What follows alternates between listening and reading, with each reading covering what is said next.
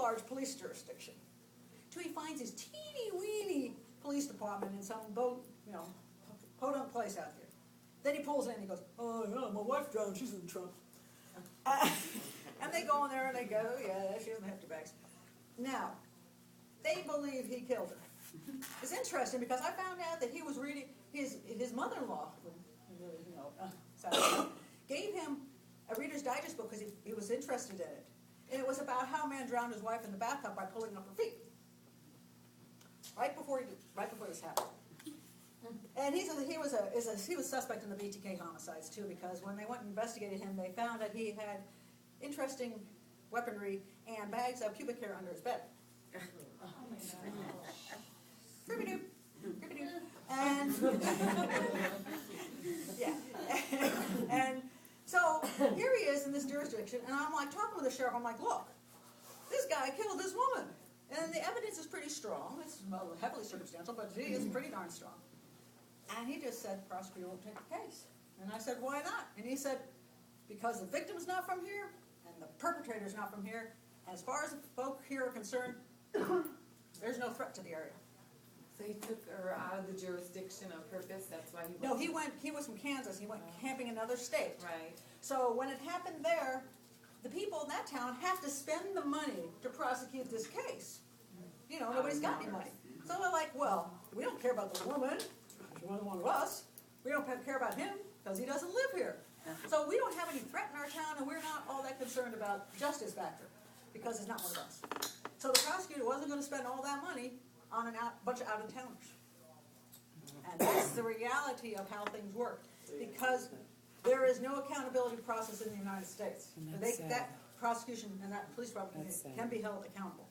There's none. And you have no rights. No citizen has any rights in the United States. Yeah.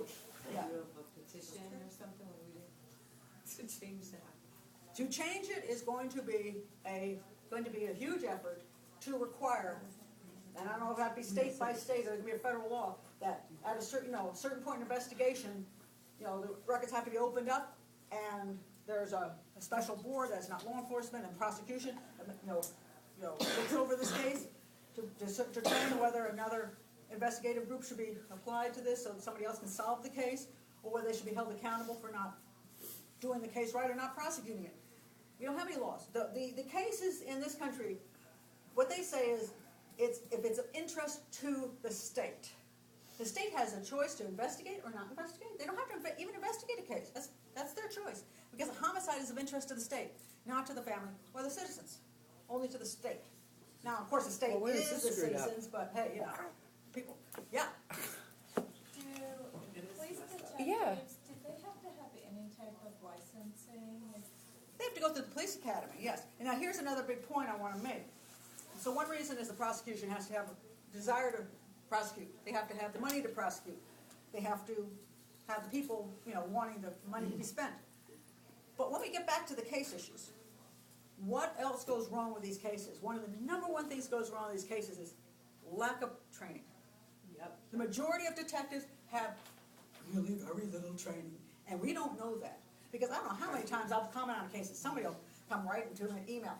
You think you know better than the police department. They're the professionals. I'm like, I do know better than the police department. But, and it isn't that. It's true for all detectives. There are some detectives out here, or tracker detectives. They're great. They have to have a number of things, though, to be great. Number one is logic. Most guys going into the police force aren't brought into the police force because they're logical human beings. Mm-hmm. They don't say, can you take this logic test, and show us how smart you are? No, they want to know, can you handle criminals? Can you walk around and manhandle people and, carry a gun? Can you shoot? Because you're going to be a street cop. That's what you go in the police department. You become a street cop. So you go in, and that's what you do. You go through the academy, which teaches you how to do street stuff. They make sure that you know how to, read the Mirror of Rights, that you know how to put the handcuffs on properly, that you know what to look for, when to call people back up, that kind of thing. Okay, so now you got a street cop. He's out there for 3 years, goes down to the lodge, he hangs out, drinks with his buddies, and people like him. He gets promoted to be a detective. He doesn't have to go to detective school. It'd be nice if they would, but most police departments don't have detective school. they become a detective, and then hopefully somewhere along the way, they get some investigative training seminars. Hopefully. My daughter is a detective. She's been a detective for 3 years now, child abuse detective. 3 years, she's had 1 week of training provided by a volunteer organization for child abuse. They paid for it, kind of like a cucumber thing, but she had to pay her own gas money to drive to Tennessee to take this course because the police department had no money. And that's a problem. Police departments they just don't have enough funding for all this training that we'd like them to have. And so a lot of the detectives aren't getting it. Now, do I think my daughter's a good detective? Of course. She's a great detective. But again, I trained her.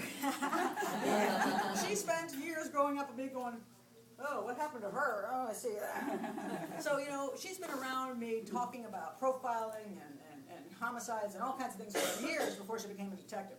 And she's a very logical woman. She is very logical. She's very good at her job. But as she'll say, so when you go and the case hits the department, it's like, let's see, you got a 7. You get her. You got, hey guys, you got Bob. Bob's an idiot. Yeah. And I have walked into cases when I've done profiling and sat there and I go, well, let me tell you what happened. And they tell me this, I'm just going, really? Oh my God. That's what you think, huh? Doesn't even have anything to do with the evidence. Nothing to do with the evidence. Just something they decided happened. So some of them aren't logical at all. Then they get very little training. Next problem is very little time to work the cases. Where I live in Prince George's County, good Lord, I think we had like 18 homicides by like February 1st or something. I mean, they got so many homicides, they don't know what to do with them. 1 year, Washington, D.C. had 365 homicides for 365 days of the year. So, that's a lot of homicide work. And, you have to cross your T's and dot your I's if you're going to get that through prosecution. So there's a tremendous amount of effort being put in every day. It's like, and there's another one, and you're still trying to figure out the one from the day before. What happens to the more difficult case? You bet. It gets pushed aside because it takes too much time, it's harder to work, they don't have the time to even think about it, and here you got a new case. Oh, look, and let's see, what happened here? Oh yeah, Joe was seen shooting Sam in the bar. Okay, let's do that one. That one's easy, you can close that sucker down. And it raises your rates of closure. Makes you look good, gets you funding if you have higher closure rates. But you spend all this time on these other ones, your chief starts saying, what are you doing? You're not getting any cases solved. You're sitting here, working on this one case, you're not getting anywhere. So they don't have the time. Even in the beginning, they tend not to have the time to really sit down and analyze a case, to look at the evidence. I'll give an example. One case I had in Michigan. I went there, and here's a scenario. It's in my book. If anybody's read my book, then they're already going to know this one. But this is such a great example of, wow, how things go wrong. I came in as a profiler, and I spent a week with the department. And here was the scenario. A guy, a young man, is going to pick up his mother to take her to a funeral. She's staying at her boyfriend's house. He goes and knocks on the door. There's no answer. He knocks on the door again. He's like, well, this is crazy. Because she knows I'm taking her to a funeral this morning, so she couldn't not be ready for that, Didn't make sense to him, so he starts calling his relatives, and you know what's going on with Mom because she's not answering the door. And I have to take her to a funeral. And everybody else is like, well, that's really strange. Call the police. And he's like, yeah, maybe I'll just break the door down and say no. So eventually, he decides to break the door down. So he breaks the door down, and he goes in, and he finds her boyfriend sitting on the sofa, stabbed to death. Like, dozens of stab wounds on him, just sitting on the sofa. And he thinks, oh my God. So he runs into the bedroom, and there's his mother lying on the floor next to the bed. She's been stabbed and her throat's been cut. Oh my God. Oh. And so they're both dead, and it's a very, very bloody scene. So he has been talking to his cousin. His cousin is pulled up, and he tries to do CPR on his mother, okay? And then he tries to put her on the bed and do CPR. Then he runs out and shouts to his cousin, call the police, my mother's dead, and then the cousin does that, and the aunt comes in with the young man, and the young man's trying to do CPR again. The police arrive, and he's trying to do CPR. Okay, obviously doesn't work. The throat's been cut, she's dead. All right, police bring him in. They ask him, do the interviews. They interview him and the aunt and the cousin. What happened? They decide, this is their